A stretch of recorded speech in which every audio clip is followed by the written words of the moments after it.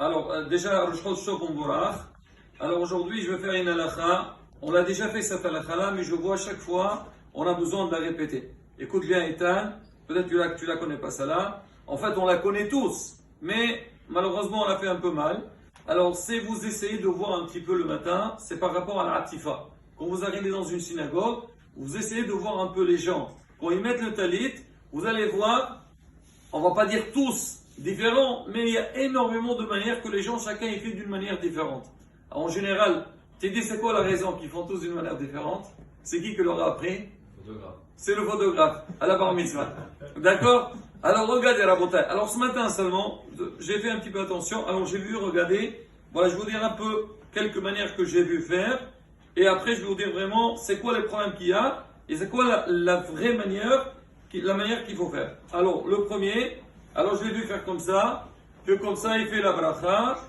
En même temps, pourquoi tu rigoles? Ah, non, c'est pas lui. Ah, il fait comme ça. Et après, il a mis le talit sur lui.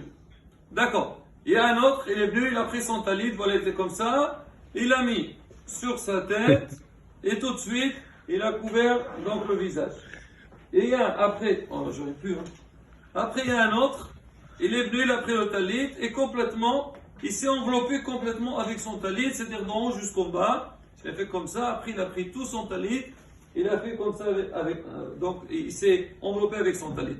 Rabotai, alors je vais vous dire un petit peu, donc quelques détails, même pas seulement au niveau de l'Ativa Tzissit, des petits problèmes. Après, on va parler par rapport à l'Ativa Tzissit. Alors la première manière, celui qui a pris son talit, alors déjà j'explique, le fait que j'ai enlevé mon talit maintenant, j'ai pas besoin de refaire la bracha. Pourquoi?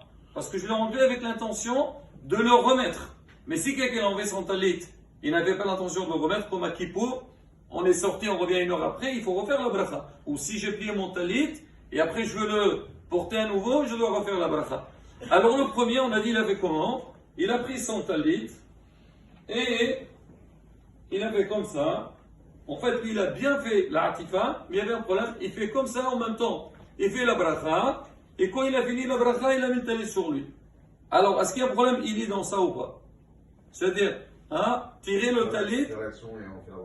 Voilà, parce que nous, on a un principe, il s'appelle toujours, quand un homme, il va faire, par exemple, une action, par exemple, il doit faire la bracha, il faut faire la bracha, après on fait l'action. Par exemple, on veut manger, on fait baro et la bracha, après on mange. D'accord? Toujours avant, on mange pas, après on fait la bracha. Par Birkat Hamazon, c'est autre chose. Donc la personne, donc elle a pris son talit, elle a commencé à faire en même temps, baro khataj, les taté c'est après elle a porté sur elle. Donc c'est un problème. Le problème c'est que il a fait la bracha en même temps. Donc il était occupé de faire autre chose. L'homme quand il fait la bracha, il faut qu'il soit concentré. Ça c'est ce qui arrive souvent à la beauté et surtout dans Birkat Hamazon. Les gens quand ils font Birkat Hamazon, alors ils font semblant qu'ils veulent aider à la maison. Alors en tant que Birkat Hamazon, il essaie un petit peu donc de nettoyer ou débarrasser les assiettes. Une fois qu'il a fini, il est parti, il n'est plus là. Non, la beauté, quand tu fais Birkat Hamazon, il faut rien faire. Donc être concentré. Pareil pour toutes les brachot. C'est la première chose. Alors le deuxième. Alors on a dit, il a fait la atifa. Après il a pris son talit et il a couvert le visage. Alors Rabotai, alors c'est marqué dans le Shaharouch, il faut que ce soit atifa tishme'ilim. C'est-à-dire pour ceux qui savent, c'est quoi atifa tishme'ilim? Shme'ilim c'est les Arabes. Alors comment avant qu'on s'habillait, ils s'enveloppaient, ils prenaient ce qu'on appelait ça l'ozra. Il a mis, mais le visage, il était découvert. Alors maintenant, le troisième, alors qu'il a fait, alors on a montré, il a pris son talit, il s'est complètement donc enveloppé avec son talit. Pareil aussi, il y a eu un problème au niveau de la atifa. Alors de quelle manière, Rabotai, Hayem écoute. Alors de quelle manière il faut faire? Première des choses, donc on prend notre talit, on l'ouvre. Alors on veut le faire, on le prend comme ça, on ne fait pas du tout la bracha. Une fois que notre talit, il est prêt, d'accord? Là, on fait Baruch, les ta'atef BCC.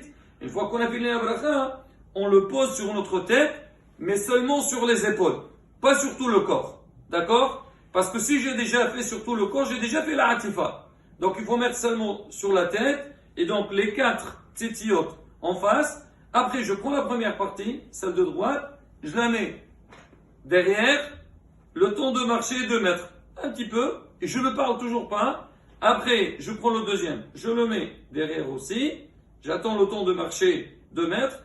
Après, on descend tout en face. Et après, il faut que tout le corps il soit couvert avec le talit. Et là, quand on a descendu dans tout le talit, alors on fait comme ça, on est entouré par les sissiotes. On a 2 devant et 2 derrière. Normalement, surtout les sparadim, on laisse le talit toute la tfila sur la tête. Celui qui ne peut pas, c'est difficile et fait chaud, ben s'il met sur les épaules, ça ne dérange pas. Encore un détail très important, il ne faut pas parler depuis qu'on a donc pris le talit, on a commencé à faire la bracha, jusqu'à qu'on a donc le talit, il est complètement mis sur nous comme il faut. C'est-à-dire au milieu, il ne faut pas parler parce que je suis encore assourd dans la mitzvah. Voilà Rabotai, Hazak ou Baruch.